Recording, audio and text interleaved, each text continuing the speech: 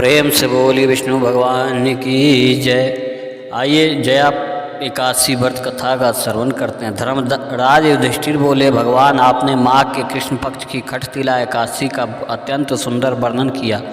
आप स्वदेश, अंडज, उद्रभी और चरायु चारों प्रकार के जीवों के उत्पन्न, पालन तथा नाश करने वाले हैं। अब आप कृपा करके माघ शुक्ल एकादशी का वर्णन कीजिए।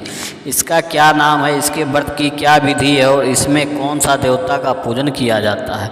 श्री कृष्ण कहने लगे कि हे राजन, इस एकादशी का नाम जया एकादशी है। इसका व्रत करने से मनुष्य ब्रह्म हत्यादि पापों से छूटकर मोक्ष को प्राप्त होता है तथा इसके प्रभाव से भूत पिशाच आदि योनियों से मुक्त हो जाता है। इस व्रत को विधि पूर्वक करना चाहिए। अब मैं तुमसे पद्म पुराण में वर्णित इसकी महिमा की एक कथा सुनाता हूँ। देवराज इंद्र स्वर्ग में राज करते थे और अन्य सब देवगण सुखपूर्वक स्वर्ग में रहते थे। एक समय इंद्र अपनी इच्छा अनुसार नंदन वन में अप्सराओं के साथ विहार कर रहे थे और गंधर्व गान कर रहे थे। उन गंधर्व में प्रसिद्ध पुष्पदत्त तथा उसकी कन्या पुष्पवती और चित्रसेन तथा उसकी स्त्री मालिनी थी।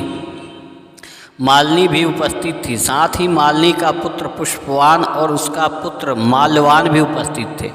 पुष्पवती गंधर्व कन्या माल्यवान को देखकर उस पर मोहित हो गया और माल्यवान पर काम बाण चलाने लगी। उसने अपने रूप, लावण्य और हाव भाव से माल्यवान को वश में कर लिया। हे राजन, वह पुष्पवती अत्यंत सुंदर थी। अब वे इंद्र को प्रसन्न करने के लिए गान करने लगी, परंतु परस्पर मोहित हो जाने के कारण उनका चित्त भ्रमित हो गया था। इनके ठीक प्रकार न गाने तथा स्वर ताल ठीक नहीं होने से इंद्र इनके प्रेम को समझ गया और उन्होंने उसमें अपना अपमान समझकर उनको श्राप दे दिया। इंद्र ने कहा, हे मूर्खे, तुमने मेरी आज्ञा का उल्लंघन किया है, इसलिए तुम्हारा धिक्कार है। अब तुम दोनों स्त्री पुरुष के रूप में मृत्यु लोक में जाकर पिशाच रूप धारण करो और अपने कर्मों का फल भोगोगे। इंद्र का ऐसा श्राप सुनकर वे अत्यंत दुखी हुए और हिमालय पर्वत पर दुखपूर्वक अपना जीवन व्यतीत करने लगे। उन्हें गंध, रस तथा स्पर्श आदि का कुछ भी ज्ञान नहीं था।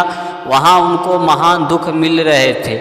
उन्हें एक क्षण के लिए भी निद्रा नहीं आती थी। उस जगह अत्यंत शीत था, उसमें उनके रोंगटे खड़े रहते और मारे शीत के दांत बजते रहते। एक दिन पिशाच ने अपनी स्त्री से कहा कि पिछले जन्म में हमने ऐसा कौन सा पाप किए थे जिससे हमको यह दुखदायी पिशाच योनि प्राप्त हुआ। इस पिशाच योनि से तो नरक के दुख सहना ही उत्तम है, अतः हमें अब किसी प्रकार का पाप नहीं करना चाहिए। इस प्रकार विचार करते हुए वे अपने दिन व्यतीत कर रहे थे। दैयो यज्ञ से तभी माघ मास में शुक्ल पक्ष की जया नामक एकादशी आई। उस दिन उन्होंने कुछ भी भोजन नहीं किया और ना कोई पाप कर्म ही किया, केवल फल फूल खाकर ही दिन व्यतीत किया और सांझ काल के समय महान दुख से पीपल के वृक्ष के नीचे बैठ गए। उस समय सूर्य भगवान अस्त हो रहे थे।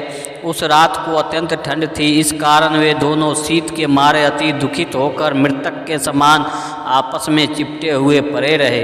उस रात को उनको निद्रा भी नहीं आई। हे राजन, जया एकादशी के उपवास और रात्रि के जागरण से दूसरे दिन प्रभात होते ही उनकी पिशाच योनि छूट गया। अत्यंत सुंदर गंधर्व और अप्सरा की देह धारण कर सुंदर वस्त्र भूषण से अलंकृत होकर उन्होंने स्वर्गलोक को प्रस्थान किया। उस समय आकाश में देवता उनकी स्तुति करते हुए पुष्प वर्षा करने लगे। स्वर्गलोक में जाकर इन दोनों ने देवराज इंद्र को प्रणाम किया।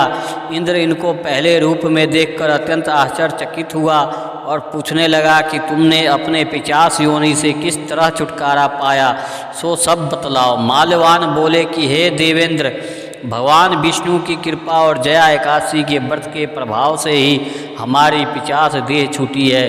तब इंद्र बोले कि हे माल्यवान, भगवान की कृपा और एकादशी का व्रत करने से न केवल तुम्हारी पिशाच योनि छूट गई, वरन हम लोगों के भी बंधनीय हो गए, क्योंकि विष्णु और शिव के भक्त हम लोगों के बंधनीय हैं। अतः आप धन्य हैं। अब आप पुष्पवती के साथ जाकर विहार करो।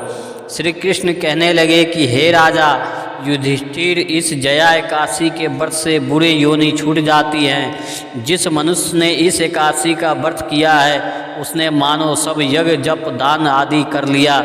जो मनुष्य जया एकादशी का व्रत करते हैं वे अवश्य ही 1000 वर्ष तक स्वर्ग में वास करते हैं।